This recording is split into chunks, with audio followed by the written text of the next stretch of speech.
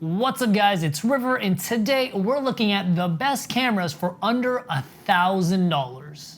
We're gonna look at different cameras for different users best suited for things such as photography, vlogging, travel, or people that are just shooting video. So no matter what you're looking for, I've got you covered. Let's get into it.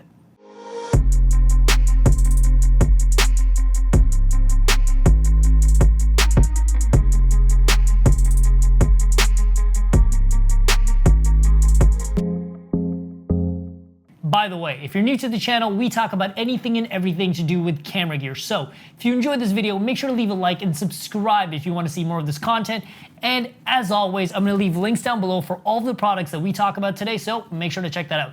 Let's get into the video. So the first camera on the list is the Canon M50. This is a fantastic camera for both photos and video. You can easily use this for vlogging and travel. It does a bit of everything at a great price. It has a 24 megapixel sensor, and in terms of photos, it does 10 frames per second at 14-bit RAW, which I have to say is very good for this price. And in terms of video, it does full HD up to 60 frames per second. And it also does 120 frames per second for super slow-mo, but only at 720p. Now this camera does have 4K, but it comes with a 1.6 times crop, which is a pretty heavy crop. And because of that crop, it's not very detailed or sharp in 4K mode. I would not look to this camera if you specifically wanted something for 4K. But I promise you there's plenty of amazing 4K cameras later in this list. Now this camera does have Canon's dual pixel autofocus. This gives you both smart object and facial tracking. The autofocus is nearly set it and forget it. However, that autofocus does go away in 4K mode. Once again, this is not a 4K camera.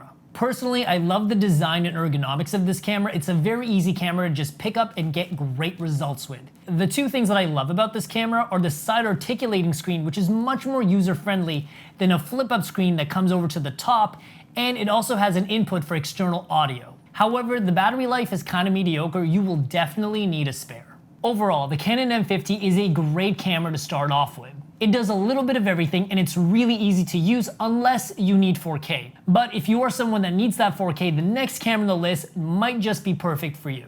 So the next camera on the list is the Sony a6100 and the a6400. Why two cameras? I'll explain. The two cameras are actually very similar with one major difference that might make it perfect for some users. So when it comes to photos, both cameras do 11 frames per second at 14-bit RAW. And the autofocusing system in both cameras is class leading. Sony literally has the best autofocusing system in the entire industry. When it comes to video, both cameras do 4K without any crop up to 30 frames per second, and the 4K out of Sony cameras is super sharp, crisp, and highly detailed.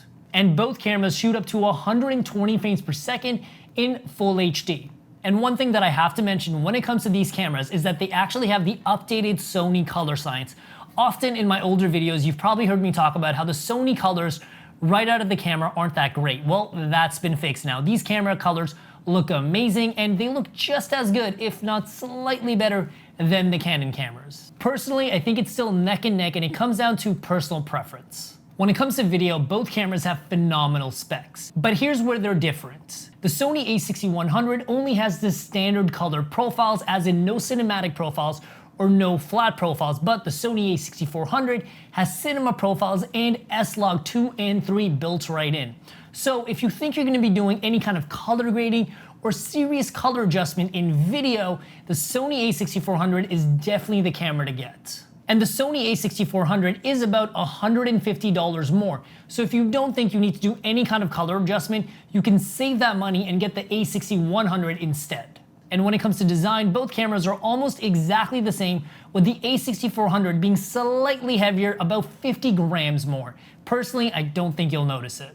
They're really set up for serious or enthusiast level shooters. There's tons of dials, tons of buttons, even custom buttons available, and the menus are very, very deep.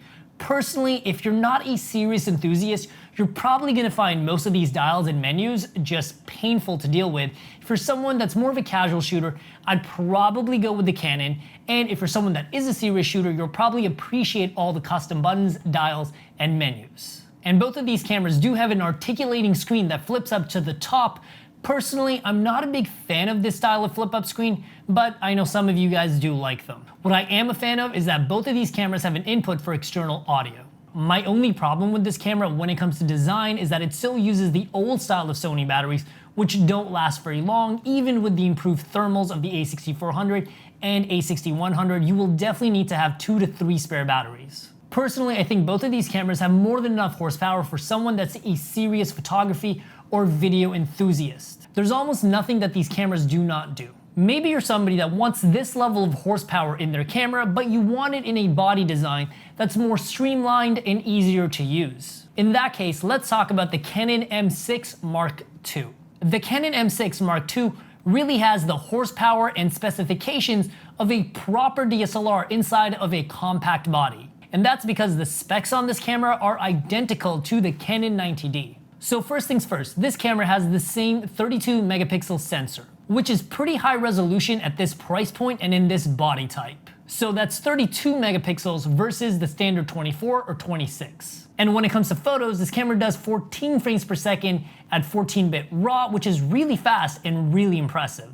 That's more than fast enough to do sports photography or anything with movement and action. But the really exciting thing about this camera is that it does 4K without a crop, which is really rare for Canon cameras. This camera does 4K up to 30 frames per second without a crop, and it does full HD up to 120 frames per second. If you were interested in the Canon M50, but that camera had a few things missing for you, this camera makes up for everything the M50 was lacking. And the autofocus in this camera is phenomenal as well. And that's because of the Canon dual pixel autofocus, which has eye tracking, face tracking, and smart object tracking. It's nearly set it and forget it. However, in 120 frames per second mode, that does go away, but in super slow-mo, you really don't need autofocus anyways. The one downside of the M6 compared to the Sony cameras is that the M6 does not have any cinematic or flat profiles built right in.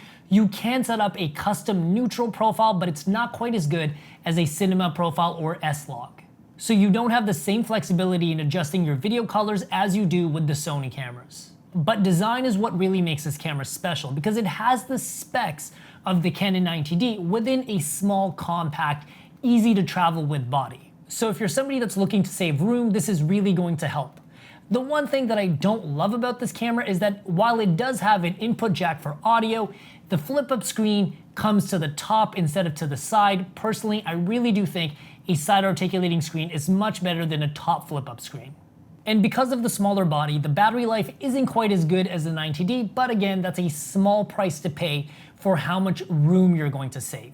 But one thing that I do have to mention is that this camera does not take the same lenses as the DSLR camera. For that, you will have to purchase a $99 adapter.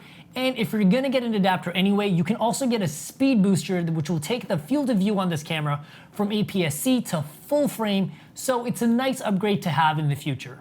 So if you're watching this video, chances are you're either picking up your very first camera or you simply want a new camera to upgrade your photos and videos. In that case, be sure to check out the Camera Boost course in the link down below. In this course, I'm gonna show you step by step how to get the most out of your camera. I'm gonna show you how to take your $1,000 camera and make it perform like a $5,000 camera. I'm gonna show you how to technically master every single aspect of your camera. On top of that, I'm gonna show you all of my creative secrets on how to take your photos and videos from just looking okay and mediocre to being impressive and Instagram worthy. Because here's the thing that no one tells you. You don't need fancy camera or lighting to get great results.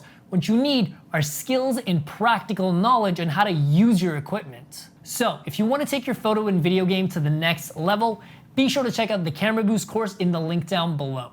And the next camera on the list is the Fuji X-T30.